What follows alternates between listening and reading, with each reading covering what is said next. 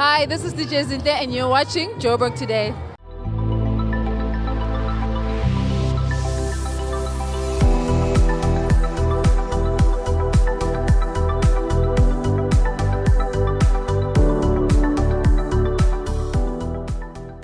Is it safe to let your guard down this festive season?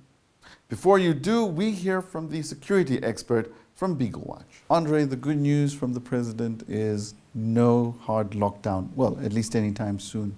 So that's a great opportunity for families to go out there and have fun. But unfortunately, at the same time, criminals have the opportunity to get in on the action. Certainly.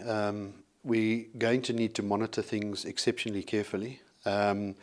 It does mean that people are going to have a well-deserved break, but at the same time, I'm urging and I'm encouraging people to make sure that some of the basics are in place. And when I refer to basics, making sure that you've got the right information on your profile, make sure that you've spoken to your neighbors, make sure that you've done all the small preparations that you can have done. The schools have broken up at this stage.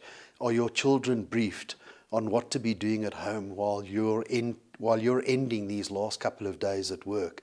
You know, this is where we see the professional criminals attacking, conducting the home invasions, and I'm urging everybody to just make sure that you've ticked the box when it comes to security. As much as you're thinking about that well-deserved vacation and holiday, it's coming together with a crime. And what we've seen as a business in the Johannesburg sector through COVID times is that the crime patterns have really changed. You have individuals coming out at night, early hours of the morning, wanting to penetrate your property because there's hunger.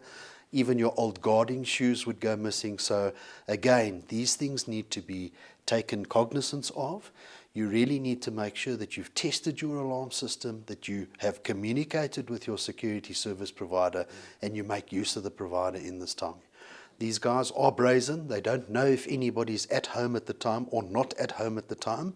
However, they will deal with the circumstance as it predicts itself. So we've seen this year and in the last couple of months where a front door is knocked down, and if people are inside, we're going to start attacking you. 9 times out of 10, these guys are armed with a back of pick handles, rifles, handguns, whatever it may be. This is pure desperation. This is home invasions like we've never seen in the past, and it's time for us to be more aware of this. And what I'm really referring to now is, have you briefed your family about these home invasions? Have you briefed the staff that work for you? Are your children going to know what to do sitting in the back of your car when pulling into the driveway because you've just fetched them from somewhere? Or are you dropping off children outside where you're standing outside speaking to the other parent? These are all top of mind things that I cannot emphasize enough. It's all good and well to have good, sophisticated security installed at your home.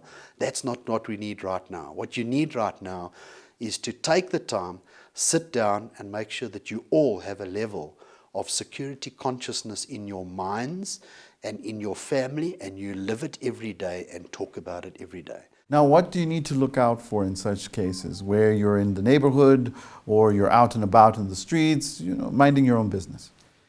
What you really need to look out for is you need to be totally aware of your surroundings. Make sure that you concentrate and that you're focused and that you're not playing on our cell phones like we normally do. It's a normal thing to do. Make sure of your surroundings and practice small little tips, pulling into your driveway.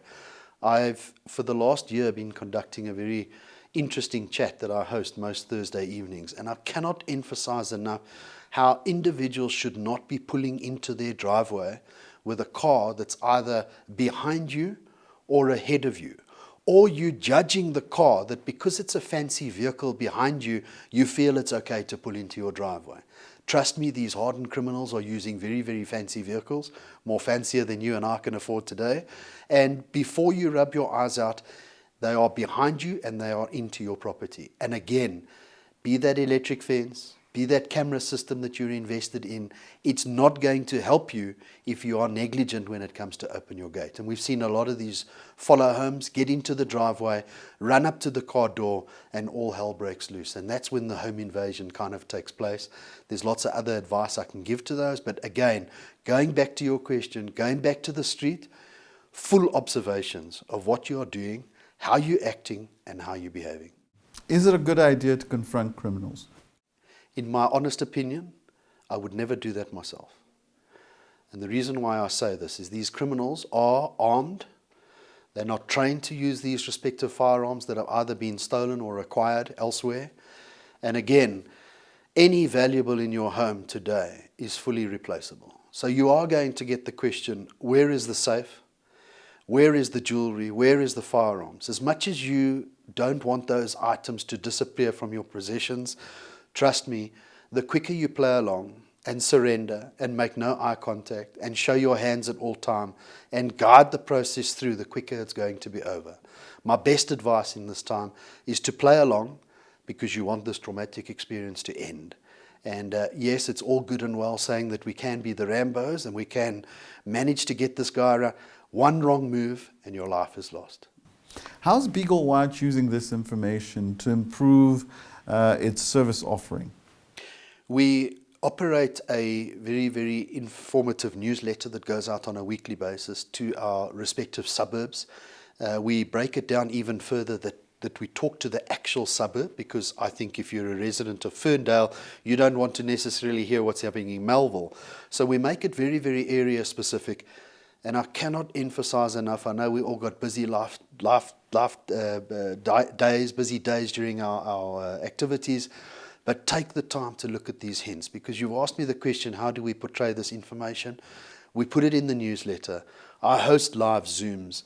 We go out and do talks with respective businesses. We would go and train staff in the restaurants on how to deal with something going wrong in the restaurant. So again, I urge the public to keep an eye out for our newsletter. Be it a customer of Beagle Watch or not, you're welcome to get your hands on the information. For me, it's not so much about marketing the business, but it's marketing the security aspect of society today and how you can deal with it and become just that slightly more educated and hopefully reduce the chance of becoming a victim.